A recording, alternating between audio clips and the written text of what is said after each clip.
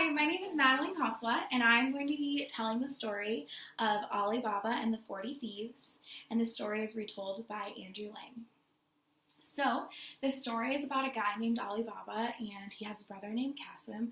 Qasim is super wealthy and successful, but Ali Baba is merely a man who sells wood. He chops it down in the forest, and then he sells it to people in town, and that's all his income is.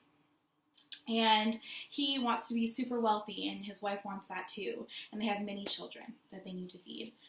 So one day, he is just in town, and he happens to be up in a tree, and he sees these people come into town, and he's like, oh, I wonder what they're doing here. They look different, they're super well dressed, and they have a bunch of bags, mysterious bags, and he all of a sudden hears, because they can't see him, and they don't know he's there, and he hears the captain yell, "Open sesame," and then suddenly all these bags are open, and there's just gold, and just silver, and riches, and just all these amazing things, and he's like, oh my gosh, look at all that stuff.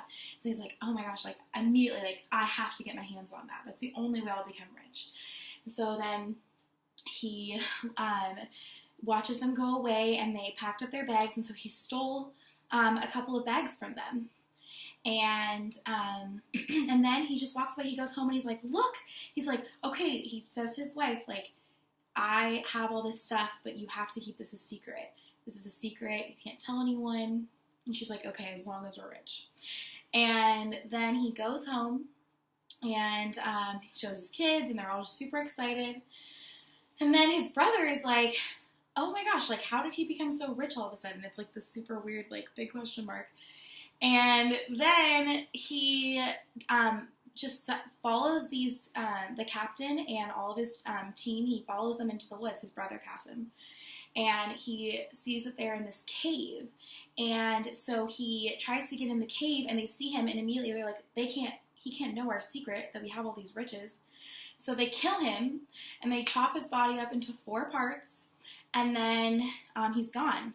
And so Qasim's wife is like, oh my gosh, where did he go? He goes and tells, she goes and tells Ali Baba, she's like, go look for him in the forest. So he goes out, and he treks all night, and he finds this cave, and he goes in, and no one was there except for his brother chopped up into 4 parts, and he's like, what the heck? And also he sees all these riches, so he takes more because he's like, well, I could be richer. And then he takes his brother's body parts too. And so there's no trace of him. And so the thieves come back, and they realize that there's not only his Qasim gone, but everyone. But all the riches are gone, or most of them at least, and they're like, who knows our secret? And so basically Ali Baba is the only one who knows the secret besides his wife, and for the rest of his existence he carries the secret on.